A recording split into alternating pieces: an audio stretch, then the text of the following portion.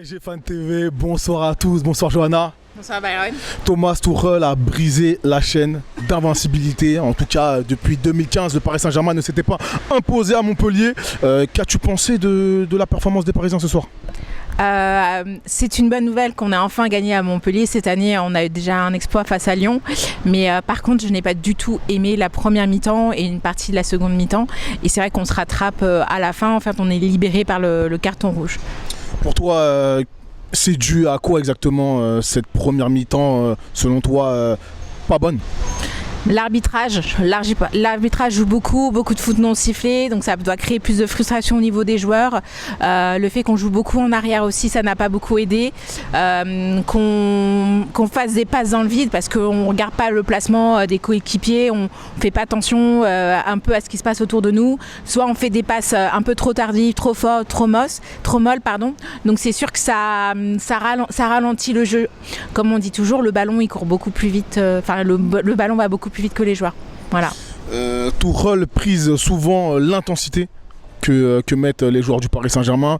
On dit souvent également qu'il faut être deux, donc un bon adversaire.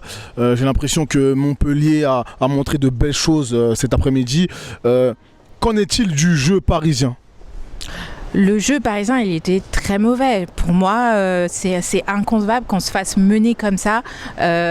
Juste avant un match de Ligue des Champions. On oublie, mais on joue la Ligue des Champions dans le 11, dans quelques jours. Donc si c'est un match préparatoire à la Ligue des Champions, c'est mauvais. Les bons joueurs qui ont été sur le terrain, c'était en défense. Je suis désolée, le milieu n'était pas bon. J'ai une fois faire une bonne action de Neymar, c'est quand il est revenu en défense, parce que peut-être qu'il voulait récupérer la balle aussi, je ne sais pas. Mais il y avait un vrai mauvais jeu au niveau du milieu et de l'attaque. Très bien, pour terminer, on va parler de tes 3 meilleurs Parisiens cet après-midi. Alors, je dirais Silva, parce que Silva nous a beaucoup aidé. Et bizarrement, je vais mettre notre petit Titi Kouassi, parce que justement, il est rentré dans un contexte difficile. Certes, il n'a pas brillé, mais au moins, il a fait des tentatives, il a essayé de marquer. Donc, pour ça, je le mettrais dans mon top, parce que ça n'a pas dû être facile pour lui. Il n'avait même pas son numéro sur son maillot, donc il rentre dans... Son nom, oui. Il y a eu son nom sur son maillot.